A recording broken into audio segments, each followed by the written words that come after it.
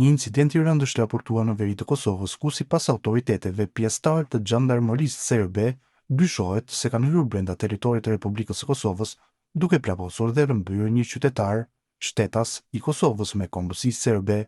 Ngjarja ka ndodhur në afërsi të komunës së Liposavicit në një nga zonat kufitare të ndjeshme, i njohur për tensione të vazhdueshme mes forcave të sigurisë së dy shteteve. Ministri i Punëve të Brendshme të Kosovës, Xhelal Zveçla, ka reaguar ashpër pas incidentit, duke cilësuar veprimin e shkelje flagrante të kufirit shtetëror dhe të sovranitetit të Kosovës. Profesori dhe analisti i njohur Enver Betyçi ka reaguar ashpër ndaj zhvillimeve të fundit në veri të Kosovës.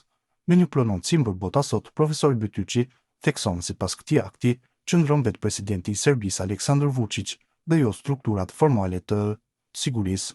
Xhandarmeria e Serbisë ka kryer këto ditë edhe një akt tjetër agresioni, në fakt nuk e ka bërë vetë xhandarmeria, është Milan Radojčić, me cilin presidenti serb Aleksandar Vučić ndan zyrën e tij. Ai që me disa terroristë me uniformën e xhandarit ka kryer akte terrori kundër Kosovës, deklaron profesori Betyçi. Sipas tij, ky akt terrori përfundoi me plagosjen e qytetarit të Kosovës Milan Vukashinović në territorin e komunës së Liposavicit, ndërsa avokati i viktimës Ivan Ninić ka akuzuar personalisht Vučićin për këtë ngjarje. Vetë presidenti i Serbisë bën sikur është jashtë këtij akti, thotë se strukturat e ngarkuara me sigurinë janë në kërkim të personit që ka shëlluar kundër Vukashinović, por sipas tij nuk po mundin ta gjejnë. Ka mundësi që terroristi bashkë me Milan Radojčić të jetë në ndonjë nga zyrat të presidencës serbe, theksoi ai. Më i tmerruar dhe cinik është motivi pse ky akt ka ndodhur. Vukashinović jo vetëm u plagos rënd, por më pas u rrëmbye prej vrasësve terrorist dhe e thanë se u dërgua në spitalin e Nishit. Uniformat e xhandarmerisë serbe e mbrojtën terroristin në fjalë, shprehet profesori Betyçi. Betyçi thekson se ngjarja ka ndodhur për faktin se viktima punon dhe bashkëpunon me institucionet e Kosovës. Motivi i ngjarjes lidhet me faktin se viktima e terrorit punon dhe në strukturat e institucioneve të Kosovës për bashkëjetesën midis shqiptarëve, shumicë dhe pakicë serbe. Presidenti Vučić e ka quajtur këtë tradhti dhe e ka shpallur armik të Serbisë, deklaroi ai. As Hitleri nuk ka marrë armë të vras hebrej apo kundërshtarët e tij, por ishin platformat, idetë dhe shëndrimet e tij që nxitën gjenocidin hitlerian.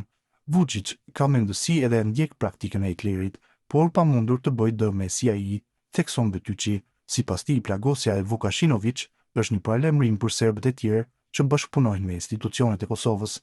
Plagosja e Vukashinović është para së gjithash paralajmërim për të tjerët pjesëtarë të komunitetit serb në Kosovë, të cilët bashkëpunojnë me shtetin e Kosovës.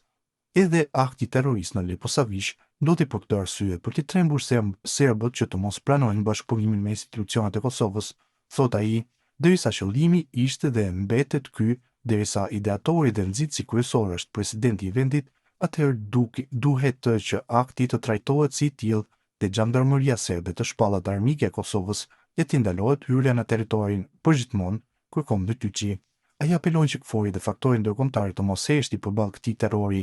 KFOR-i dhe ndërkombëtarët, edhe ata ambasadorë që janë gati të ndëshkojnë Kosovën pse e ndërton ura, kanë për detyrë gjithmonë të zezë dhe të bardhës e bardhë. Ata e dinë se prapa akteve terroriste në Kosovë qëndron kreu i shtetit të Serbisë, shton Betyçi.